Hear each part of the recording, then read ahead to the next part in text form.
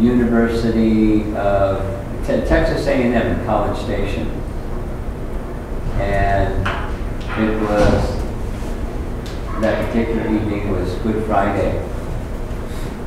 And the school didn't give the proper announcement, so like Thursday afternoon around 4 o'clock, they said, oh, the bus services for the university will shut down at 2 o'clock on Friday, Good Friday. Even with the bus service shut down, there were about 70 students attending the program.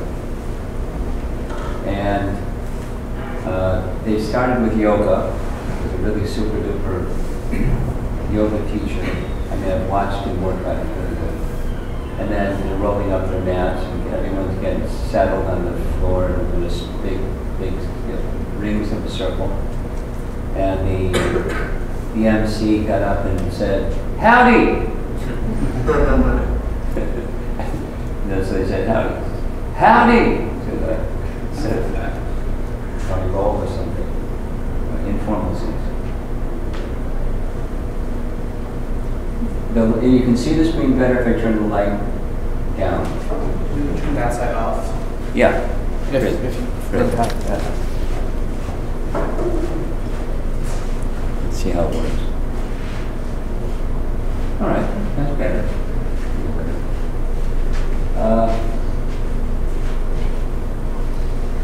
Compassion. Big need for compassion. More and more apparent in the world today.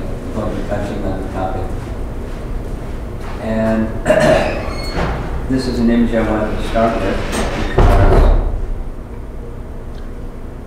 a lotus flower is an image of different spiritually minded people. To some it's an image of peace or harmony or tranquility or the heart, lotus in the heart. And for me, the image of a lotus does all those things, but even more, it needs me think of Krishna. Now, the reason for that is like a whole long explanation of Vedic. Well, let's say it. In universities, there are different departments of study. Similarly, within the ancient Vedas, there are different divisions of knowledge. Veda means knowledge. Right? No? Yeah. He's not anymore. Okay. The word Veda means knowledge. It's really the ancient texts from India are called the Vedas. It's like a library of knowledge, architecture, cosmology, health, Ayurveda. Heard that one before? Heard that one. Okay, so Ayurveda is the Veda that deals with health. And you name it, it's like all the departments of, like university has so many departments of knowledge. Within the Vedas, there's so many departments. So one of them is cosmology,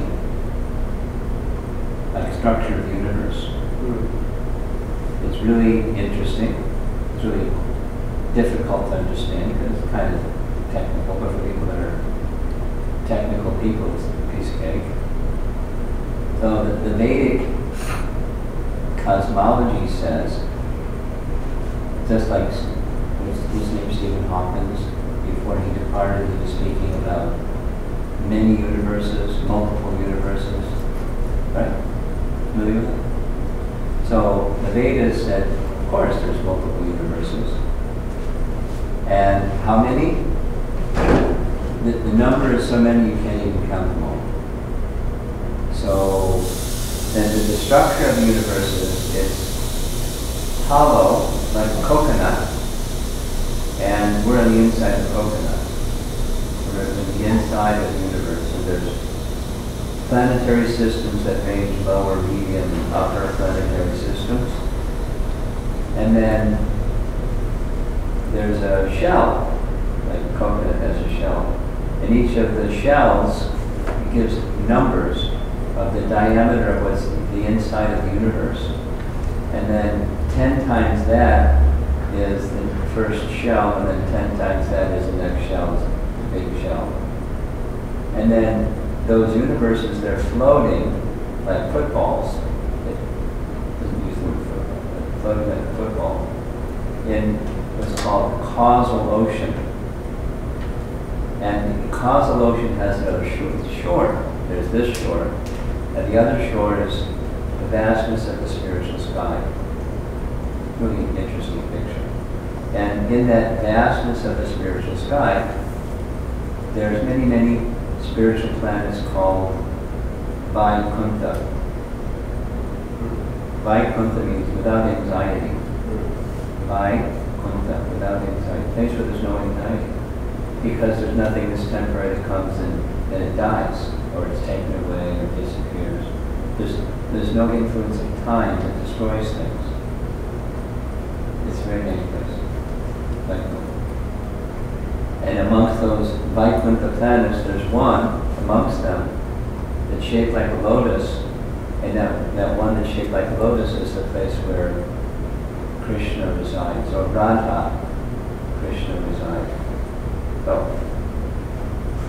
that's just a long-winded session to say, when I look at a lotus, that's what I can say.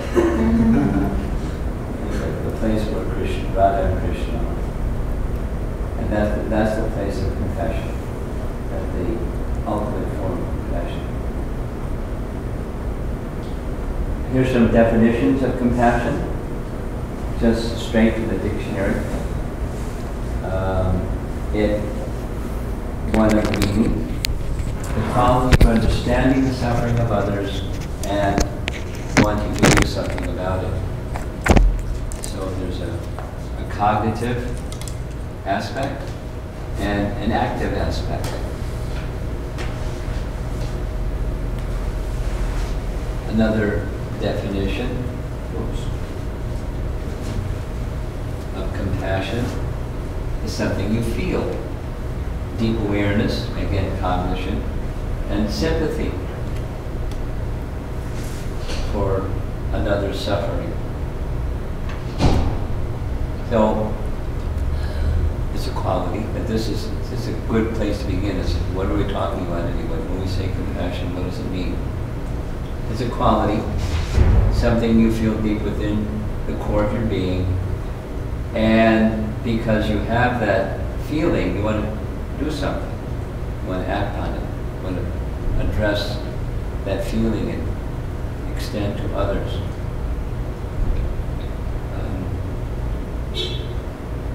Some years ago, 2-3 years ago, someone sent me a link to a TED Talk given by this fellow down here who was an employee, or is an employee of Google. And in that 20 minutes, he described how compassion isn't just for softies. Compassion is profitable. And he was using Google as an example. And without going through all of what he said, he gave internal within Google and external what Google employees do because they have a culture of compassion. In fact, he said, so much so that although I'm an engineer by training, they asked me, don't do the engineering. Create a curriculum that teaches compassion, and we want to then make it a mandatory seminar for all Google employees. We want to foster the model or the mood of compassion within Google. And it has to do with it's successful. They want to be successful. And they understand compassion drives success, the best of success. So he took these definitions, not the way that I did, but there's an affective component, something you feel. There's a cognitive component, something you understand about another. And a motivational component, something you want to do for another. He made reference to a book that's the result of 14 years of research called From Good to Great. Anyone heard of that book? There's a fellow, an economist, that was studying he was commissioned to study Fortune 500 companies, 1,480 Fortune 500 companies over a period of 14 years. And there were two things they were studying: which ones went from good to great, and why. And what they found in this from good to great is the chief leadership of those organizations that became great have these two main elements. Humility, that is, the leaders had the capacity, he describes in different ways, but one of them was, he wasn't like Donald Trump. He was able to take input from the persons who he was in charge of, to get, not just to get their buy-in, so when he said, let's move, they moved. Because he's the CEO, and he says, move, you move or you're fired. So it's because he wanted the best result. And he understood a collaborative effort makes the best result. He had ideas, but it was humble enough to receive good ideas to make a good idea a better idea. From good to great idea. And ambition was connected to, for the great person, was making the quality of the life of the person who they were serving better. You know, like making an impact, that's the phrase these days. Make an impact. But wanted to, so the great leader, the greatest from good to great was, the ambition was compassion, driven by not the bottom line of profit margin, but what was the best thing for the customer, the people who the company was trying to serve. There's the name of the author if you want to look it up later, Jim Collins. Or just go online and see what you find. Google Guru will tell you everything.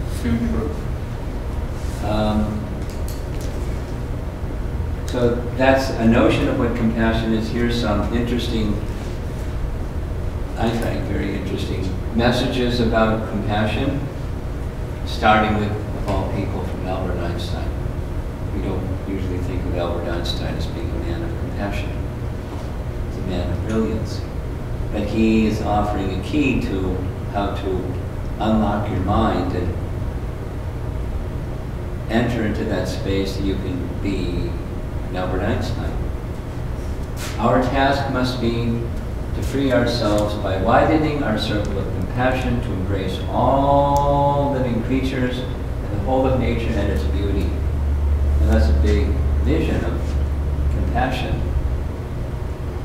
The message it tells me is, if you each have, let's just take it for granted to be a student at this university, you have some intelligence capacity.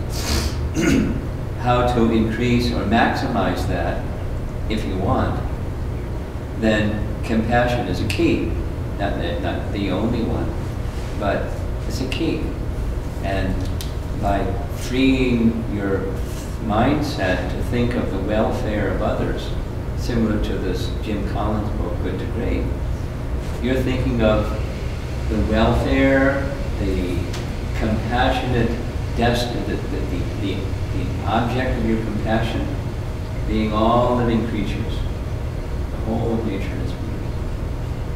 That will inspire intelligence and freedom of thought.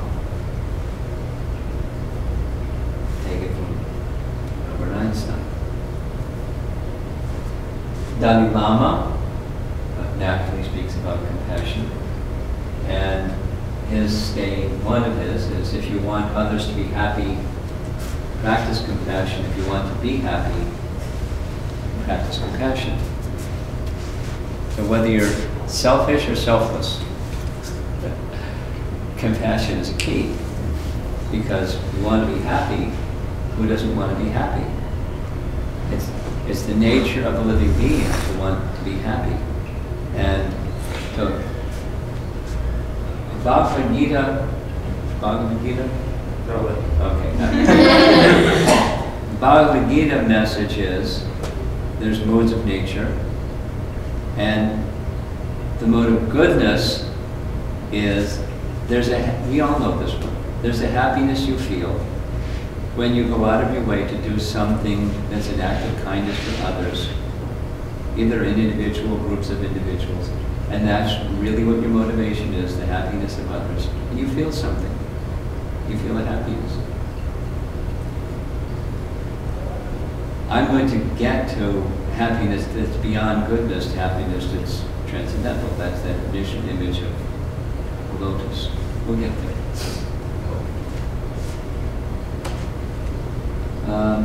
Naturally, Christ has something to say about compassion. Here's one of his messages. Knowledge and ritual without compassion is empty.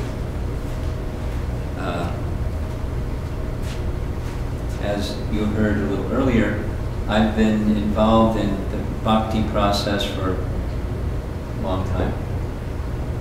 And one of the things that I've experienced, because I live in an ashram primarily. I live in an airplane, but I live in an ashram primarily.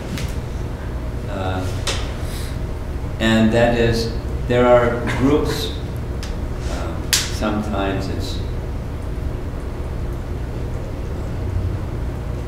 world religion studies, or high school kids, or college kids, or anthropology classes, or groups of professors with their groups of students that want to come to the ashram and see the monarch butterfly, see their spots and see their antenna.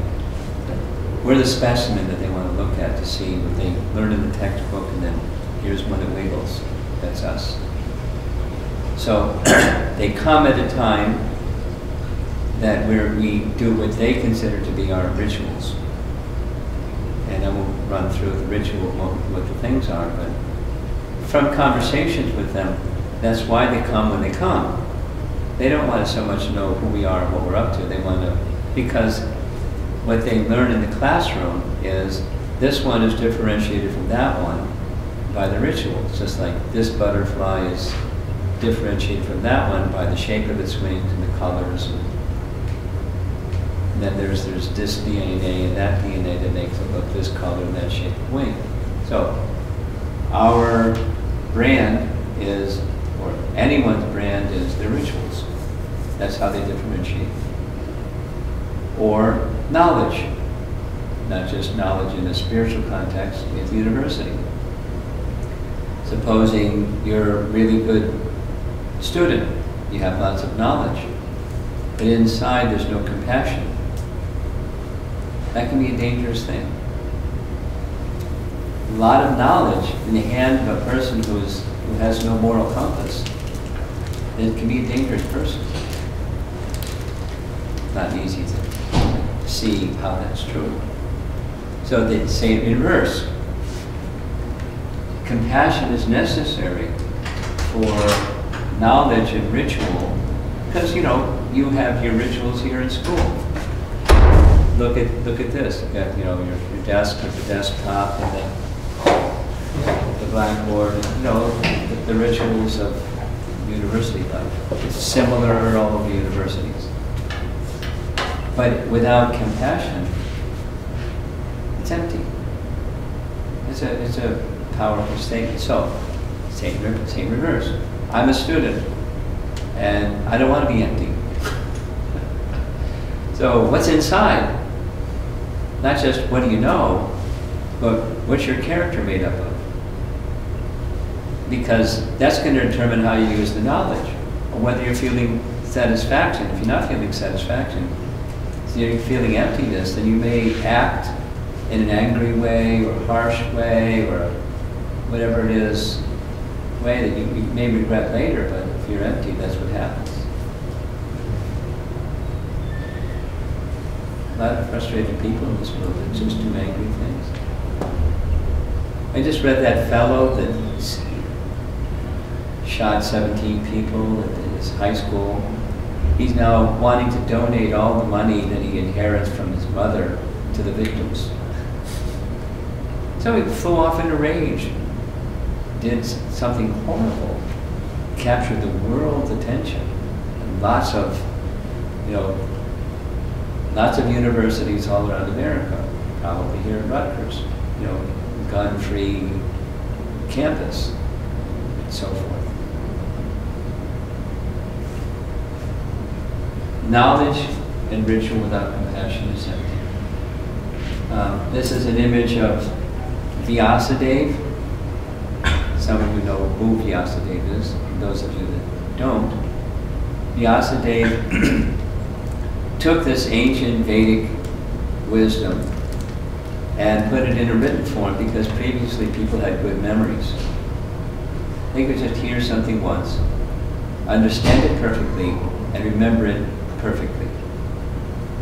And then as the age of mankind diminished that quality of remembrance and so many other good qualities, he knew that was coming because, as you see from the image, there's light coming from his eyes. He was a seer, a rishi. And so he wrote the Vedas down. And one of his statements has to do with compassionate. The world, there are some compassionate souls in the world, and they traverse the surface of the world for giving enlightenment to people in general, so that they can make their connection again with their source. So, here's Bhagavad-Gita. You know Bhagavad-Gita, everybody. This is Krishna speaking the knowledge of Bhagavad-Gita to Arjuna. And a manifestation of Krishna is Kapila Dev. He says like this: showing compassion to all living entities, you will attain self-realization. Giving assurance of safety to all, you will perceive your own self as well as all the universes in me and myself in you. And know that that's not possible. What I mean by materially speaking, that everything is within Krishna, and He's inside every one of us. Like, there's another text that says in Bhagavad-Gita that it's Brahma-Samhita, excuse me, that the entire, all the universes and all living entities are situated within Krishna, and Krishna in all of His fullness is within every atom at the same time. Bigger than the biggest, and smaller than the smallest, and it's not a problem because of spiritual potency. And then here's an image of my spiritual master, who I first met when I was an undergraduate student at the university in upstate New York. This little anecdote. Third-year student, walking through the student union, going from one place to another to see a friend, lived on the other side of the building, so walking through the building. So, big crowd of people around a door of the Millard Fillmore, just like a conference hall. So I wondered what's going on. There's all these crowded people around the door. I've never seen that one before. So I wiggled my way through the people at the door, went inside, and inside there was a stage. And on the stage was Allen Ginsberg. Heard of Allen Ginsberg? Yes. From the 60s, he was a counterculture icon, hero, who was a poet. He was an advocate of LSD, and so he was really popular. And he had gone to India, and he liked Indian culture and Indian practices. He liked yoga, and he liked mantra chanting.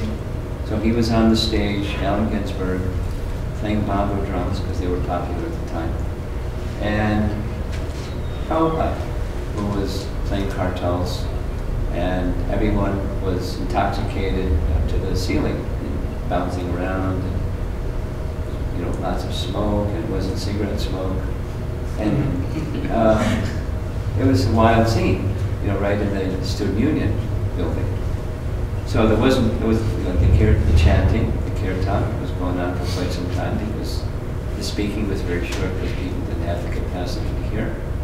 And then just Prabhupada invited people to come to the center that was right across from the campus. And they go, what happened? I just, you know, so I visited the place.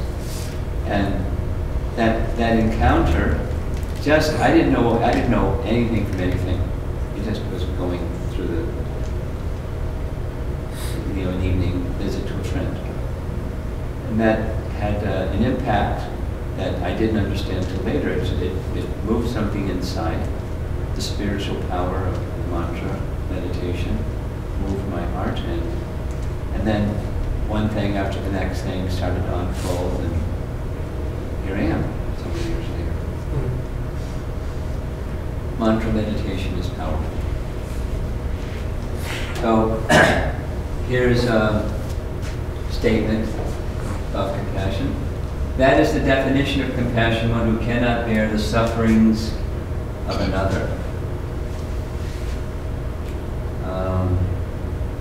Great unalloyed devotees of the Lord are compassionate towards the fallen, and therefore they travel all over the world with a mission of bringing souls back to God and back to home. So back to God, it means our original consciousness. We have inside a storehouse of higher consciousness, and it's awakened by the bhakti process. So often we think of compassion as one human to another human, but there are examples of compassion between one species and another species. Here's a little kitty cat, looked pretty peaceful. And here's a dog who's not so sure what the kitty cat's going to do, because dogs and cats often fight. And somehow they made friends, and they snuggled up, and were happy together. It doesn't always happen like that. And another nice image of a little tiny monkey and a bird snuggling up together. A giraffe, don't normally think of giraffes as compassionate, but something we'll see as we go along. I learned this a little while ago. Proportionate to the size of the animal, giraffes have the biggest heart. You know that one? Yep. Yeah. Marshall Rosenberg? Yeah. We're going to go to him in just a little while. Okay. And I know squirrels and giraffes don't normally get together, but here's an example. Mother hen, who is like paying more attention to this little puppy dog than her own little chicks. A monkey and a dog, looks like a street dog in India, but they made friends. Now, I'm going to make some mention towards the end, well, almost towards the end, about our yoga farm in mid-Pennsylvania. Have any of you been there? Ketanagari? Okay.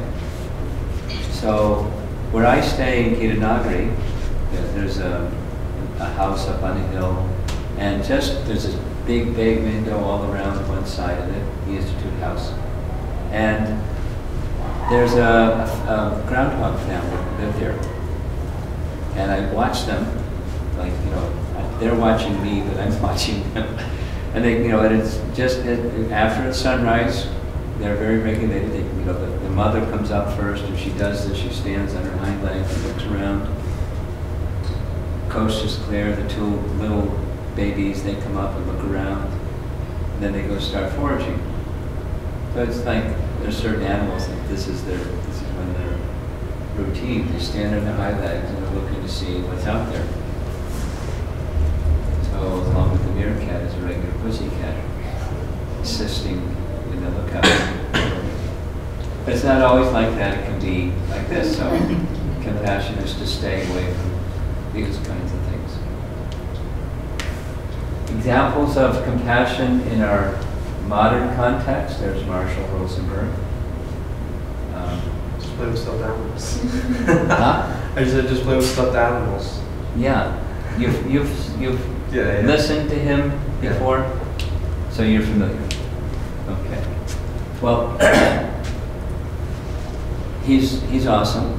Now he's deceased, but he has a whole group of people. I believe he lived in Southwest USA, Arizona, New Mexico, or something like that. Conducted seminars, extensive seminars, and began traveling around the world at a time when it was new stuff. But it's, you know, it's now very relevant and very pertinent. And this is a topic that we're going to be discussing in Gita over the Memorial Day weekend. And we'll say something more about it later. There's a whole seminar, well, I'll say it. There's a friend who kind of became a follower of Marshall Rosenberg, devotee, very Christian monk. And he went to multiple seminars. They're expensive, but, you know, he wanted to learn so he could give this to our, you know, our local communities. And he's going to be doing not a lecture, but an interactive seminar. I don't know if he's going to have puppets on his hand. But the videos that I've watched, he explains the principle of nonviolent communication. And the goal is communication. And one of the things you don't want is to agitate the minds of other people when you're communicating. So this is jackal speak, and he gives the example. If you want to communicate this message, here's rah, rah, rah, rah. And then how did that feel? And then the same message, here's the giraffe. It has a big heart, and here's how the giraffe speaks. That's the nonviolent communication example. So there's going to be an interactive session explaining all of this. People that are attending, they're going to get a PDF copy of his book, Marshall Rosenberg's book, and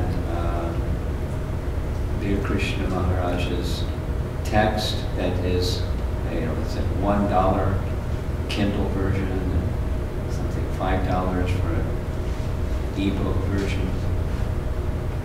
So just explaining his presentation for our modern communities. Oh. Nonviolent communication would save a lot of grief. Oh yeah. And the principles of nonviolent communication are right in Bhagavad-Gita. If you want to look, you can go to chapter 17, text 15, and you'll find it in the whole context of austerity of speech, or speech that's pleasing, elevating, not mind-disturbing. Social activism is a common, there's probably tons of social activism on campus here. Some campuses are more than others, my experiences. Recently I was at Washington University in St. Louis. I met a student that said he's part of 9 different organizations that are cause-oriented, and he's actively involved in all of this. He's not sure where it's going. He wants to do something. So we had some discussion about how to really make effective change, and it's not just activism, but it's an expression of compassion. The number of students, when I ask, what's your plan after you graduate? Not everyone, but it's not uncommon. I'm going to join the Peace Corps for 2 years. Well, where are you going to go? I don't know, Nicaragua. I think that's what they're going to send to Nicaragua. You speak Spanish? No, but I'll learn Spanish.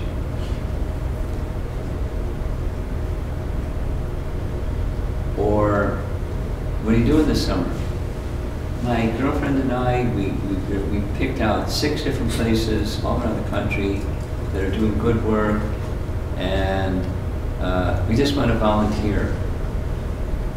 We saved up enough money so we can pay for our gas. And we're not looking for earning a summer job kind of thing. We just want to do this.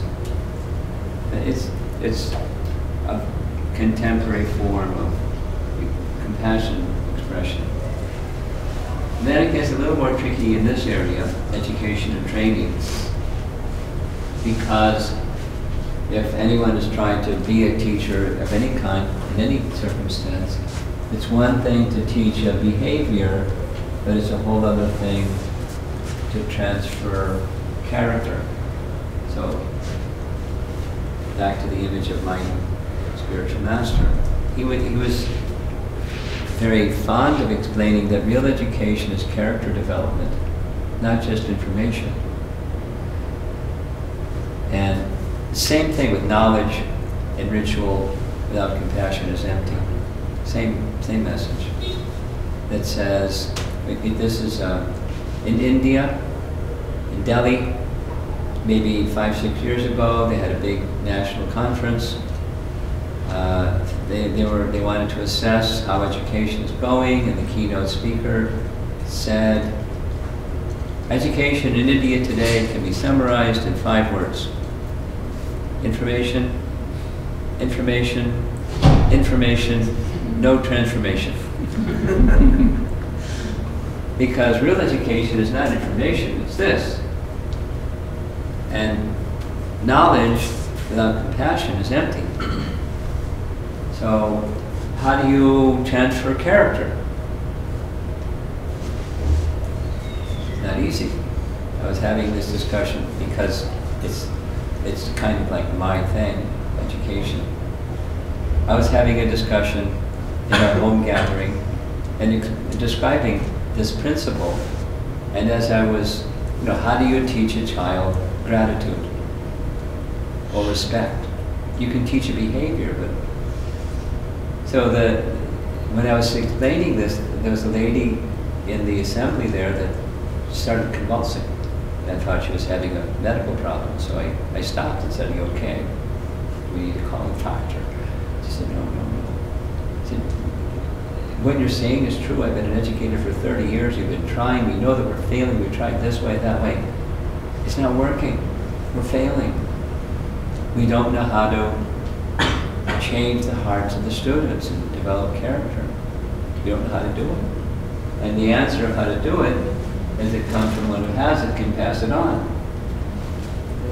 Gratitude, respect, compassion, it's the core of being being a good citizen and being effective at what you do, instead of being adding to the chaos. And if it's not there, you're going to add to the chaos, no matter what you know or how smart you are.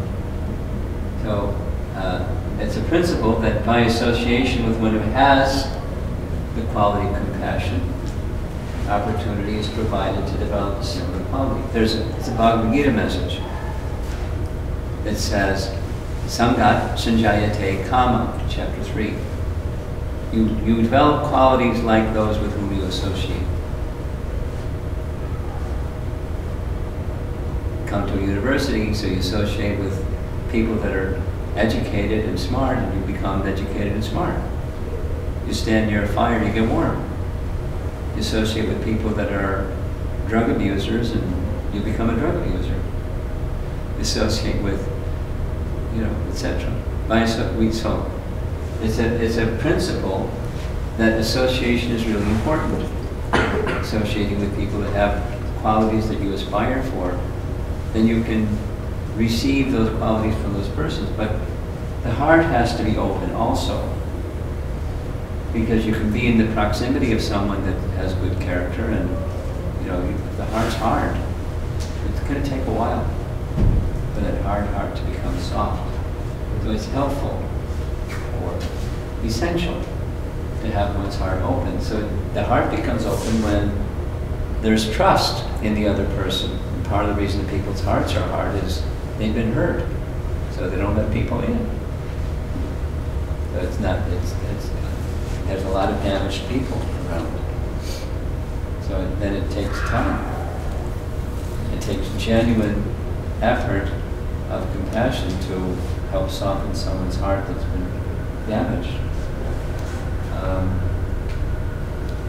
In Vedic culture, this word Veda again, in Vedic culture, the teacher-student relationship is really important because it's through that teacher-student relationship that the heart moves. Probably everyone here, almost for certain, has had somebody that's been a teacher in your life that you remember because they're like really special people. And they somehow touched you in a way that wasn't just what happened in the classroom, but it's, you know, the relationship that you develop with that teacher. Because they're wonderful people and they genuinely cared and they opened their hearts and they invited you in. And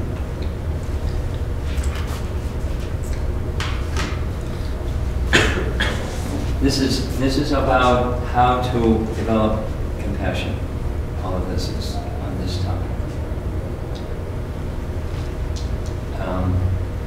Another image that means something to me, I'll explain why. The very first lecture that I heard my spiritual master speak, there wasn't just this thing with Allen Ginsberg, but he was sitting in a room hearing a lecture. He made a motion like this with his hand to teach a point. Supposing there's a pond. So supposing there's a pond in the middle of the floor. And we give everybody a little pebble. And then we ask somebody, can you place your pebble in the pond? What's going to happen? A little splash, concentric circles go out, and it's very nice. Okay, as somebody else, you take your pebble, put it in. Same thing.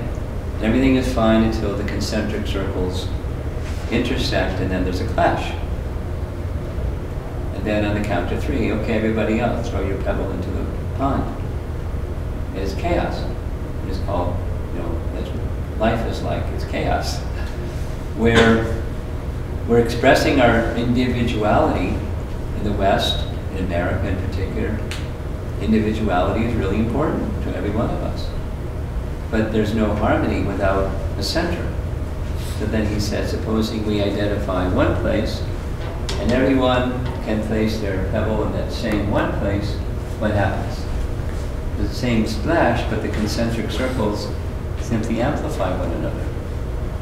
So in that way, our individuality can be as rich and as full as possible.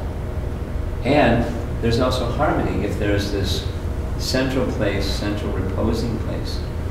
So there's different isms when people get that idea, and then they create an ism, and then they huddle around that ism, and there's some people over there that have another ism, and they clash with that other ism. So what's really important is to find what's the root or the source of every one of us. That's what the Vedas, that's this spiritual compassion message.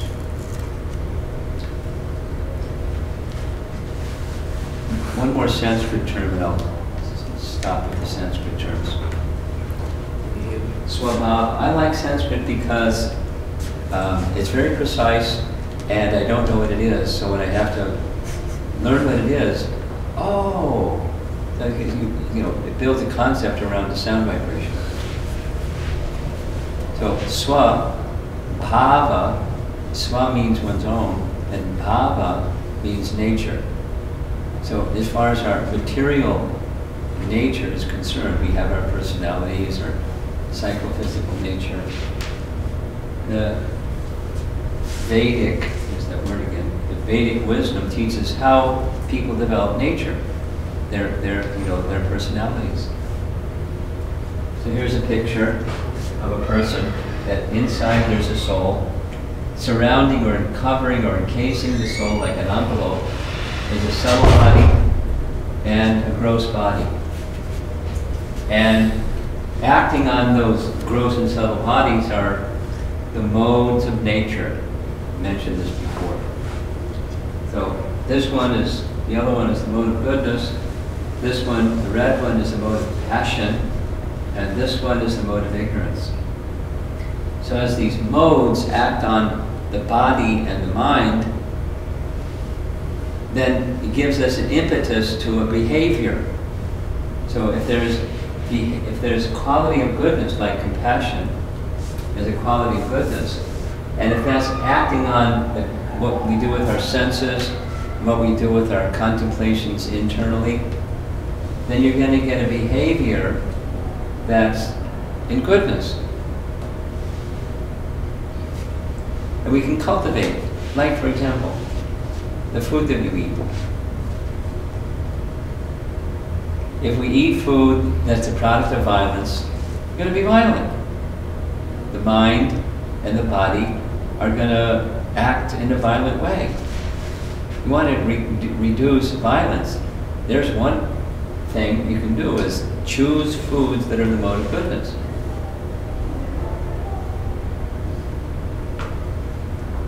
Part of the art of mindfulness is mindful eating.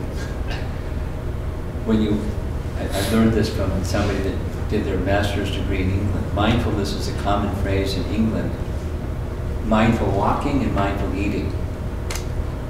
Because what foods you select, he's from England, George Bernard Shaw.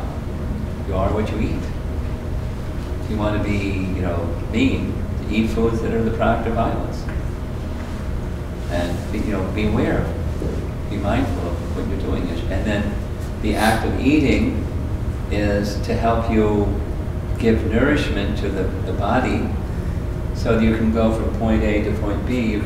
You're mindful of what your mission of life is. You know who you are, you know where you're going. You can be mindful rather than an act of gluttony to help you get to the mission of your life. So, this is another explanation of how to develop qualities like compassion, respect, and so forth, having to do with the modes of nature. This is a Bhagavad-Gita model. What kind of summary? Compassion is a trait, a characteristic of the mode of goodness. There's a story that I'm not going to tell because of time, but there's this wonderful king who was known to be very charitable. There was an exam given to him of what's the extent of his charitableness. Without the details, he got an A in this exam. He gave away everything. This story was he was fasting for 100 days. It's a long time to fast, but he had capacity to do it. And the purpose of that was it would get some merit for that austerity, and the merit would go to his citizens. So when he was breaking the fast, the priest came, took half his meal, the beggar came, took the other half of his meal, and the puppies drank the water. So it was all nothing left. Mother Teresa, known for her compassion, here's an example of a king. Sometimes you have to act strongly, or somebody has to act strongly. 911, somebody's got to act strongly when there's hurtful things being done to innocent people. Supposing you're walking along the sidewalk. Down the street you see a big bully beating on a little kid. I'm compassionate. I don't get involved in. You got to do something. I've got to do something. Even if the bully's bigger than me, I can't just keep walking and say, I'm not going to get involved. So sometimes compassion is checking people who are hurtful and harmful. This is a man dressed like a king, using a club, bashing the legs of a bull, breaking them mercilessly. Bam, bam, bam. So the king, this was reported to him, and he was ready to punish him. He ended up not. But sometimes compassion is like that. Can compassion be misplaced? I think I should try to end quickly because of time. Yes. there's this classic example of a drowning man, and you swim out and take the coat of the drowning man and bring the coat back to the shore. It's not going to help the man. Similarly, the real self is the spark of life within, and compassion needs to go to the person within, not just the covering of the person.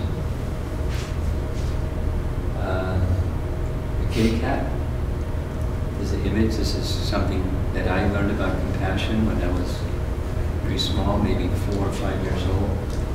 I grew up in upstate New York, and during that particular summer, there was an infestation of, I forget what the insect is called, it starts with a C. Cicada. Huh? Cicada. Yeah, cicada. So thousands and thousands and swarms of them make the sky turn dark even during the daytime. And they land on the trees and they just eat the trees. You could hear them chomping away. When all the leaves are gone, they go to another place. So it was one of those summers. And my mother made a mistake. She gave me a can of black flag, poison, with a plunger, go into the garage and spray the garage so that we don't get these cicadas in the garage. Okay. And I saw a kitty cat in the garage, and so I sprayed the kitty cat, thinking I'll help her not have to get any cicadas. Next morning, the cat was dead in the garage because she licked herself and died. But I learned a lesson. Good intention isn't good enough. You can have, compassion can be misplaced. The compassion needs to be guided by wisdom, and there's wisdom literature that take advantage of wisdom literature so you can be properly guided. I'm going to skip all this. This is a story of Bharat Maharaj who misplaced his compassion on a deer, and to the extent it wasn't wrong in helping a deer, but he set aside his own spiritual well-being and all his spiritual practices, and when he died, falling off a cliff looking for the deer in the middle of the night, when he hit the jagged rocks, he was thinking of a deer, and so his next life he became a deer. Don't neglect your own spiritual well-being while you're being compassionate. There's more details, but I'm going to skip it. There's self-compassion is necessary also. This is a professional PhD counselor who says basically people that have as a profession, they take on the concerns and the struggles and strifes and turmoil of other people. They can start owning those problems and the pain, and they get crushed. So it's a professional hazard. So each one of us that's extending compassion has to do something that nourishes the self within. So there's happiness within, contentment within, and well-being within. So then you have that to give to others. Time doesn't permit to go through. That's a very important part. And I'm going to skip all this. Again, the basic picture, it's difficult in this age of Kali to do all these things we're speaking about because it's the age of quarrel, as the image shows. So many varieties. In our modern time, finding individuals who by nature they are compassionate in a deeper sense, in a spiritual sense. Collectively trying to help other people come to that platform of compassion is difficult. So, solution is, there's a very simple method that everyone can take part in, and as soon as they finish speaking and have a little discussion, we'll be doing it. And that's this mantra meditation. And by mantra meditation, one can go beyond the barriers and the bondage of material consciousness. It's joyful.